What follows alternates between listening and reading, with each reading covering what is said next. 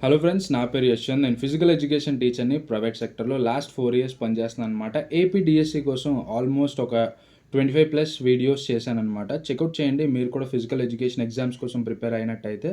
So, కర్మ ఫిలాసఫీని believe చేసే నేను ఒక 100 వీడియోస్ కేవీఎస్ ప్రిపరేషన్ చేద్దాం అనుకుంటున్నాను.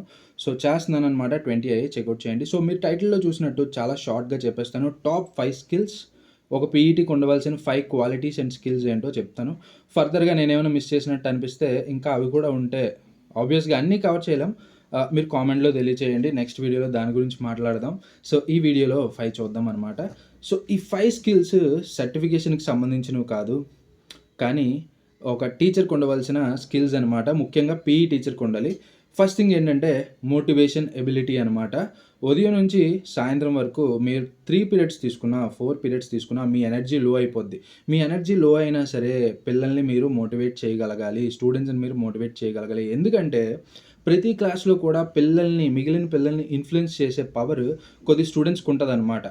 మీరు వాళ్ళని ఇన్‌ఫ్లుయెన్స్ చేయకపోతే, వాళ్ళని మోటివేట్ చేయకపోతే, మిగిలిన పిల్లల్ని మోటివేట్ చేస్తారనమాట. అంటే మీరు అబ్జర్వ్ చేసుంటారు మీ కెరియర్‌లో. కొద్దిమంది స్టూడెంట్స్ ఆడరు, కూర్చుంటారు. వాళ్ళతో పాటు వాళ్ళ ఫ్రెండ్స్‌ని కూడా కూర్చోబెట్టేస్తారనమాట. దీనివల్ల ఏమవుద్దంటే ఒక బ్యాడ్ ఇంప్రెషన్ క్రియేట్ అవుద్ది మీ మీద యాస్ ఎ పీఈ టీచర్‌గా. సో, మీ ఎఫర్ట్ అంతా కూడా అందరి పిల్లల్ని ఇన్వాల్వ్ అయ్యేలా చూసుకోవాలి. అంతే కదా! మన కాంట్రిబ్యూషన్ ఏంటి? అందరి పిల్లల్ని పీఈటీలోకి ఇన్వాల్వ్ చేయాలనమాట. సో, మీరు మంచి మోటివేటర్ అయ్యుండాలి. First thing. సెకండ్ థింగ్ వచ్చేసి ఇన్ఫర్మేషన్ అబౌట్ కాంపిటీషన్స్ అనమాట. చుట్టుపక్కల ఏ కాంపిటీషన్స్ అయినా సరే మీకు దాని మీద ఇన్ఫర్మేషన్ ఉండాలి. మీరు చుట్టుపక్కల ఉన్న పీఈటీస్‌తో ఎప్పుడైనా మీ ఫ్రీ టైమ్‌లో గూగుల్ మ్యాప్స్‌లోంచి ఆ స్కూల్ ఫోన్ నంబర్స్ తీసుకొని ర్యాపో బిల్డ్ చేసుకోండి. ఇనీషియల్‌గా ఫస్ట్ 3 ఇయర్స్ నేను ఆ పని చేయలేదనమాట. అందువలన థర్డ్ ఇయర్‌లో నాకైతే ఒక రిమార్క్ వచ్చింది. ఒక పీఈటీగా మీరు ట్రెండ్‌ని ఫాలో అవ్వట్లేదు. ఏ కాంపిటీషన్ ఎక్కడ అవుతుందో మీకు తెలియట్లేదని చెప్పి స్కూల్ డైరెక్టర్ నన్నన్నారనమాట. తర్వాత నుంచి నేను వైజాగ్‌లో ఉన్న స్పోర్ట్స్ అసోసియేషన్ పేజెస్‌ని ఫాలో అవ్వడం స్టార్ట్ చేశాను. డీక్యాథలాన్ని ఫాలో అవ్వడం స్టార్ట్ చేశాను. ఎఫ్ఎం రేడియో 93.5 ఎఫ్ఎంని ఫాలో అవ్వడం స్టార్ట్ చేశాననమాట. దానివల్ల ఏమైందంటే ఎనీ అప్డేట్ నేను సార్ ఇదుంది పంపిద్దామా అంటే యెస్. లేదు ఆళ్ళు నో అంటే నో. కానీ మన రెస్పాన్సిబిలిటీ ఏంటంటే ఖచ్చితంగా కరెంట్ అఫైర్స్ లోకల్‌లో జరుగుతున్న కాంపిటీషన్ ఇన్ఫర్మేషన్ మీ దగ్గర ఉండాలనమాట. Second quality. సో, ట్రెండ్‌తో పాటు మూవ్ అవ్వాలి కాంపిటీషన్స్ పరంగా. థర్డ్ వన్ వచ్చేసి ఏంటంటే అడాప్టబిలిటీ. సో, మీకు ప్రైమరీ టీచర్స్, సెకండరీ టీచర్స్ అని ఉంటారు. ఫస్ట్ నుంచి ఫిఫ్త్ వరకు చెప్పిన టీచర్స్, అలాగే సిక్స్త్ నుంచి 10థ్ వరకు చెప్పిన టీచర్స్. కానీ మీరు పీఈటీగా ఫస్ట్ నుంచి 10థ్ వరకు చెప్పాలనమాట. అదృష్టవంతులైతే నేను ఫస్ట్ ఇయర్‌లో ఓన్లీ ఫోర్త్ నుంచి 10థ్ క్లాస్ వరకు, ఇంటర్ వరకు డీల్ చేశాననమాట. కానీ ఫస్ట్ నుంచి 10థ్ వరకు డీల్ చేయాలి. ఒక్కొక్క క్లాస్‌ని ఒక్కొక్కలాగా ప్రైమరీ క్లాస్ అంటే కొంచెం ప్రేమగా ఎళ్ళాలి, కొంచెం ఫ్రెండ్లీగా ఎళ్ళాలి. పూర్తిగా పిల్లలు భయపడిపోతే అస్సలే రారనమాట.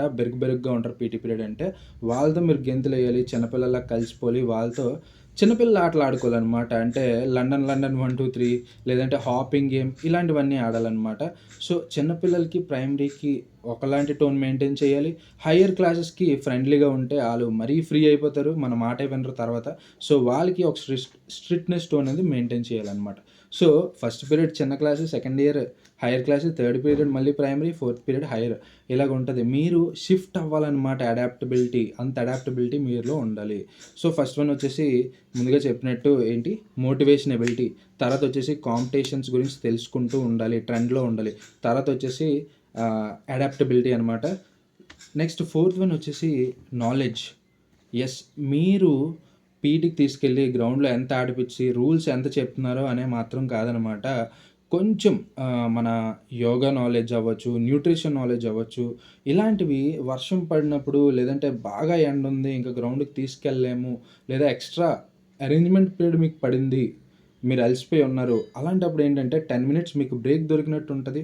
క్లాస్‌లో హైజీన్ గురించి గానీ, న్యూట్రిషన్ గురించి గానీ, బాడీ ఫిట్‌నెస్, డైట్ గురించి గానీ చెప్తే పిల్లలు మీకు బాగా మోల్డ్ అయిపోతారనమాట. సో, డీప్ నాలెడ్జ్ అనేది మీరు ప్రెజెంట్ చేయాలి. అండ్ లాస్ట్ వన్ వచ్చేసి కమ్యూనికేషన్ అండ్ కన్విన్స్ చేసే ఎబిలిటీ అనమాట. ఫిఫ్త్ వన్ కమ్యూనికేషన్ అనమాట. ఇక్కడ కమ్యూనికేషన్ అంటే నేను లాంగ్వేజ్ ఇంగ్లీష్ గురించి మాట్లాడట్లేదనమాట. మీరు చెప్పాలనుకున్నది అవతల వాళ్ళకి రీచ్ అవుతుందా లేదా అనేది. సో, ఇవి టాప్ 5 స్కిల్స్ అనమాట. ఈ 5 స్కిల్స్‌ని మీరు ఉంచుకుంటే పీఈ కెరియర్లో బాగా ఉపయోగపడుద్ది. బ్రదరు మరి మీరేంటి అంటే ఈ 5 స్కిల్స్ అనేవి లైఫ్ లాంగ్ వరకు డెవలప్ చేసుకుంటూ ఉంటామనమాట. మన పీఈలో అంటారు కదా! Development is life long process. Thank you so much.